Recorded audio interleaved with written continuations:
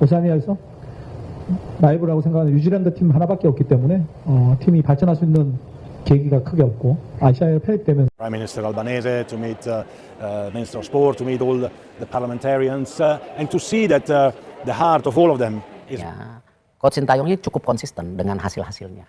Nah, dan dia tuh kalau ibarat pelatih ada ini juga, nah saya seneng gitu. Ya, Itu apa? Ya berani gitu, berani fight.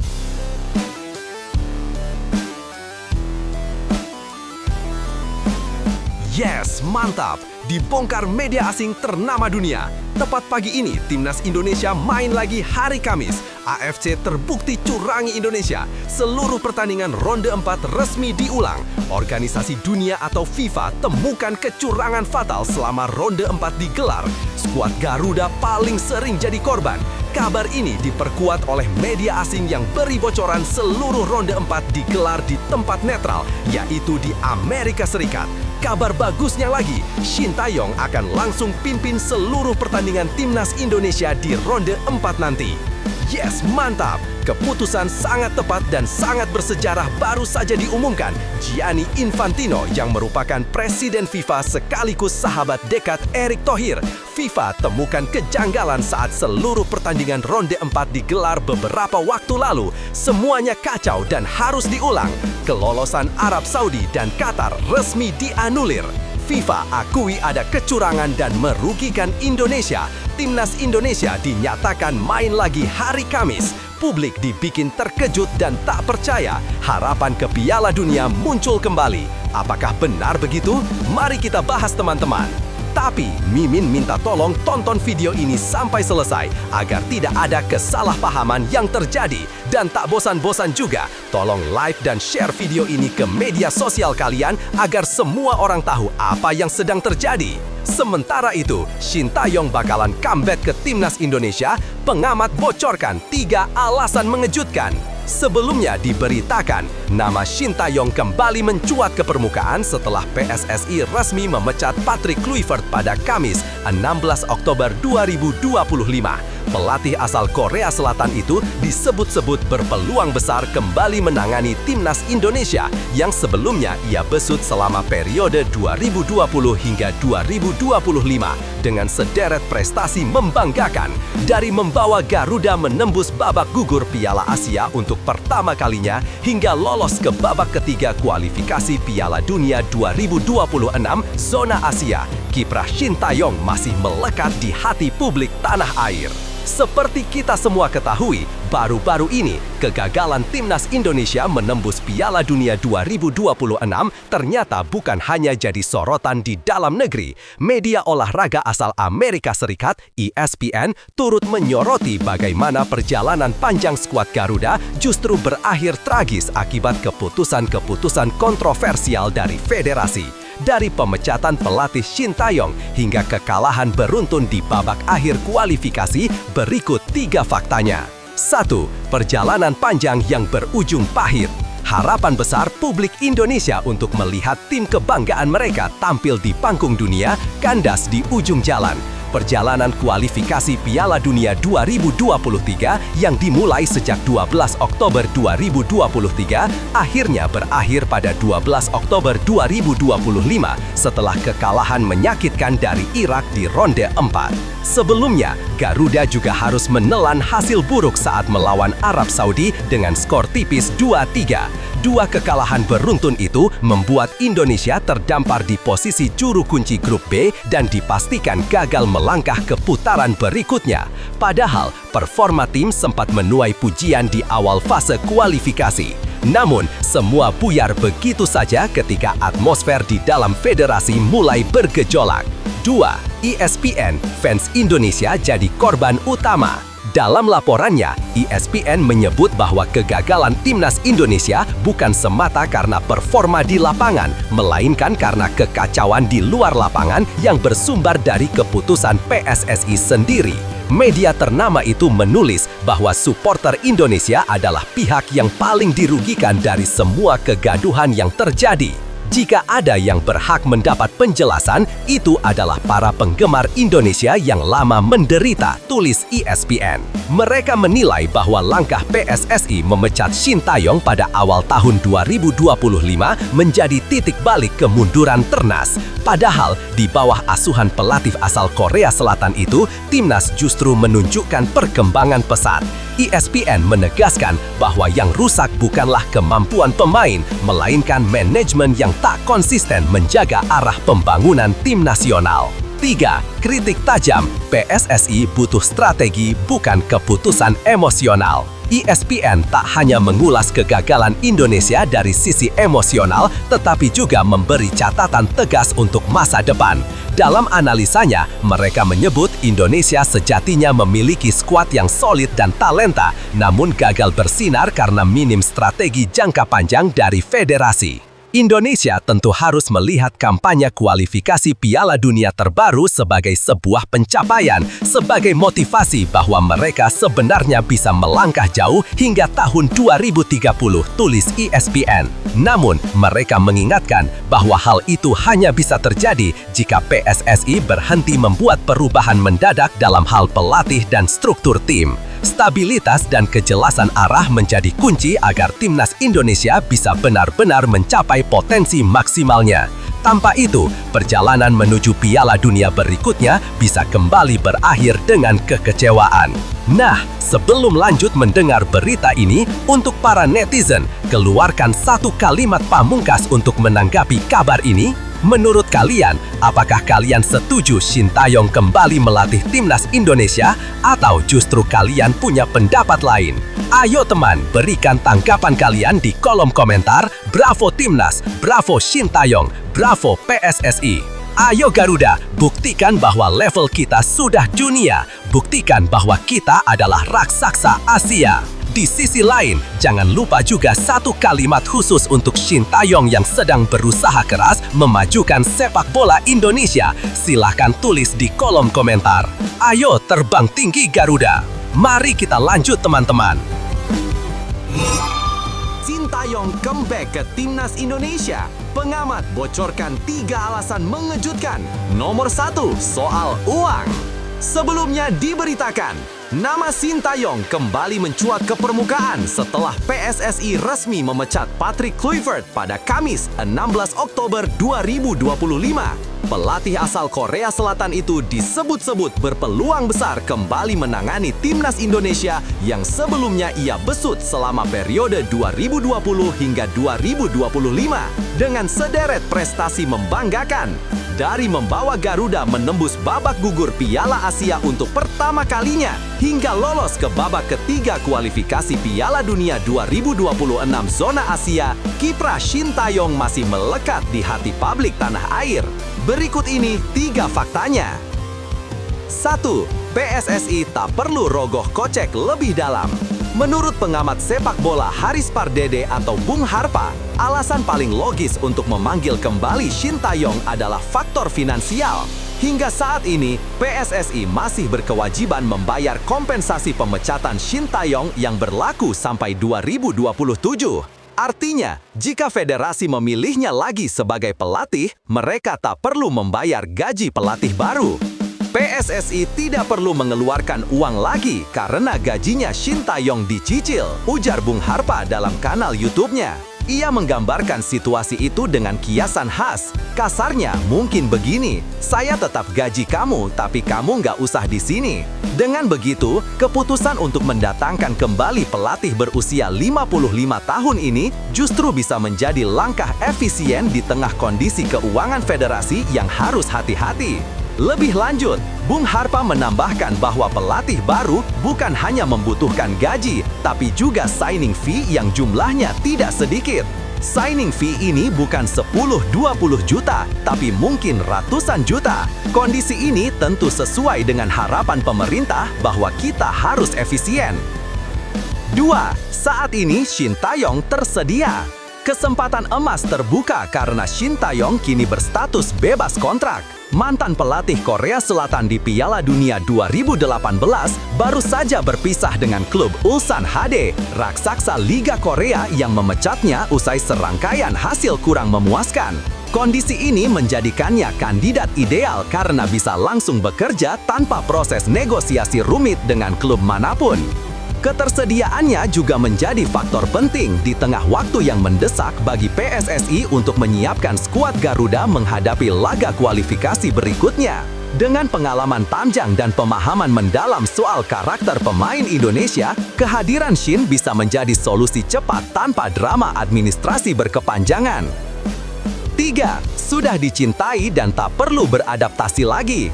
Selain faktor teknis dan finansial, Shin Tae-yong punya keunggulan lain yang tak dimiliki calon pelatih manapun. Kedekatan emosional dengan para pemain dan supporter.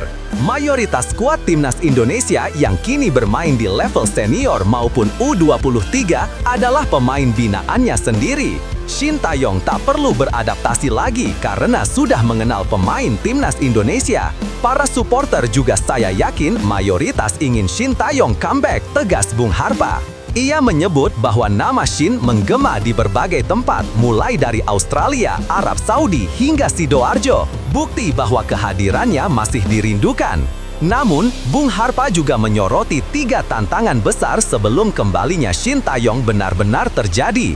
Pertama, apakah ia masih mau kembali setelah sempat dipecat dengan cara yang menyakitkan? Kedua, apakah Ketua Umum PSSI Erick Thohir siap berdamai dengannya? Dan terakhir, apakah para pihak yang sempat menentangnya bisa menerima jika ia kembali memimpin Garuda? Terlepas dari semua itu, publik tampaknya sepakat sosok Shin Tae-yong masih punya tempat di hati sepak bola Indonesia. Ia bukan sekedar pelatih, tapi simbol perubahan, disiplin dan semangat juang yang sempat membuat Garuda terbang tinggi di kancah Asia. Kini, tinggal menunggu langkah PSSI. Apakah akan kembali membuka pintu bagi pelatih yang pernah menyalakan harapan seluruh negeri? Timnas Indonesia bisa ditangani pelatih Eropa lagi, pengamat, tetapi ada syaratnya.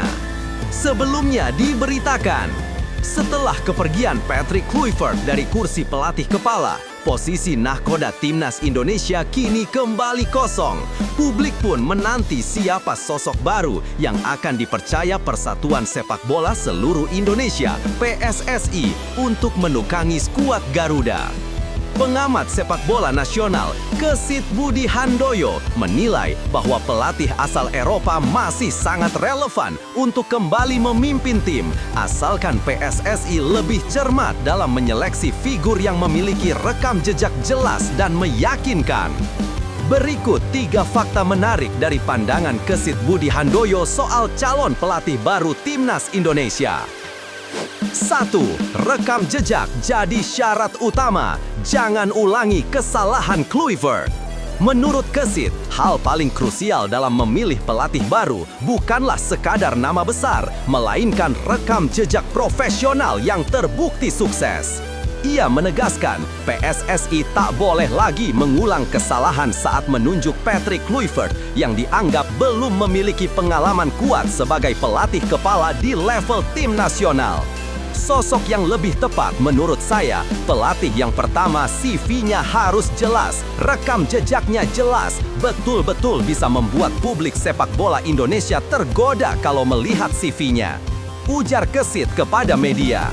Ia menambahkan, pelatih yang datang nanti sebaiknya sudah berpengalaman menangani timnas nasional atau klub besar agar bisa menumbuhkan kepercayaan publik sejak awal. Tidak seperti Kluivert ketika dia ditunjuk, juga kan kita masih bertanya-tanya, itu jangan sampai terulang lagi. 2. Pelatih Eropa masih relevan untuk timnas Indonesia. Meski banyak nama lokal dan Asia yang beredar, Kesit meyakini pelatih dari Eropa masih menjadi pilihan yang paling masuk akal untuk saat ini. Alasannya sederhana, komposisi pemain timnas Indonesia kini didominasi pemain keturunan Belanda yang tentu lebih mudah beradaptasi dengan gaya permainan pelatih Eropa. Saya belum punya bayangan siapa, tapi karena pemain-pemainnya banyak berasal dari Belanda, saya pikir masih bisa pelatih asal Eropa yang dipercaya untuk menukangi timnas. Dengan catatan, CV-nya harus jelas, baik sebagai pemain maupun pelatih. Menurutnya, pelatih Eropa biasanya membawa pendekatan disiplin, taktik modern, serta pengalaman panjang di kompetisi elit yang bisa membantu membentuk karakter pemain Indonesia menjadi lebih profesional dan konsisten di lapangan. 3. Publik berharap sosok karismatik, PSSI diminta tak terburu-buru. Sementara rumor terus berembus, termasuk kabar yang mengaitkan Louis van Gaal dengan timnas Indonesia, Gesit menilai PSSI harus tetap tenang dan selektif. Ia menegaskan, siapapun yang terpilih nanti harus mampu memikat hati publik dan membawa visi jangka panjang bagi kemajuan sepak bola nasional. Publik kini menanti keputusan Ketua Umum PSSI Erick Thohir yang menyebut akan mengumumkan pelatih baru dalam beberapa hari ke depan.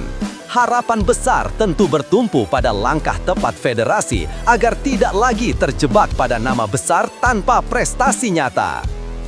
Timnas Indonesia sedang berada di fase penting untuk membangun kembali kepercayaan publik setelah masa kepelatihan Kluivert.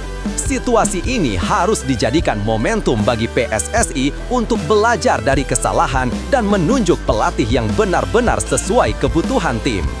Membangun tim nasional bukan soal siapa yang paling terkenal, tapi siapa yang paling siap membawa perubahan nyata. Jika PSSI bisa memilih dengan hati-hati, bukan tak mungkin Garuda akan kembali terbang tinggi di kancah internasional. Belum juga main di Piala Dunia, Timnas Indonesia U17 sudah ketiban durian runtuh dari FIFA. Skuad Nova Arianto bakal begini. Timnas Indonesia U17 dapat kejutan manis dari FIFA. Sebelumnya diberitakan, menjelang Piala Dunia U17 2025, skuad muda Garuda Asia mendapat kabar gembira yang membuat seluruh pencinta sepak bola tanah air tersenyum lebar. FIFA resmi mengubah format turnamen dan perubahan itu membawa berkah luar biasa bagi anak asuh Nova Arianto. Tak hanya menambah peluang Indonesia melangkah lebih jauh, kebijakan baru ini juga menambah semangat di kamp pelatih Nova menjelang laga pembuka. Berikut ini 3 faktanya. 1. Format Piala Dunia U17 berubah, Indonesia ikut diuntungkan. Keputusan FIFA untuk menambah jumlah peserta dari 24 menjadi 48 tim menjadi kabar baik yang tak terduga bagi negara-negara berkembang, termasuk Indonesia. Perubahan ini membuat peluang Garuda Asia untuk tampil kompetitif semakin besar. Selain jumlah peserta yang meningkat, FIFA juga menambah kuota tim peringkat ketiga terbaik yang lolos ke babak 16 besar. Kini, 8 tim dengan poin terbaik di posisi ketiga berhak melaju ke fase gugur. Artinya, 1 kemenangan di fase grup bisa menjadi tiket emas bagi Indonesia untuk melangkah lebih jauh. Nova Arianto menyambut aturan ini dengan penuh optimisme. Ia menyadari bahwa perubahan format bukan sekedar keberuntungan, tetapi juga motivasi untuk bekerja lebih keras. Dengan aturan baru ini, Indonesia tidak lagi sekedar peserta pelengkap, melainkan punya peluang nyata menulis sejarah baru di ajang dunia. 2. Tiket Piala Dunia diperoleh lewat perjuangan, bukan gratis.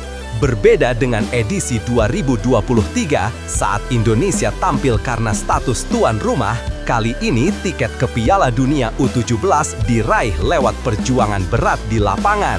Skuad Garuda Asia tampil gemilang di Piala Asia U17 2025 di Arab Saudi, menembus perempat final dan otomatis mengamankan tiket ke putaran final Piala Dunia.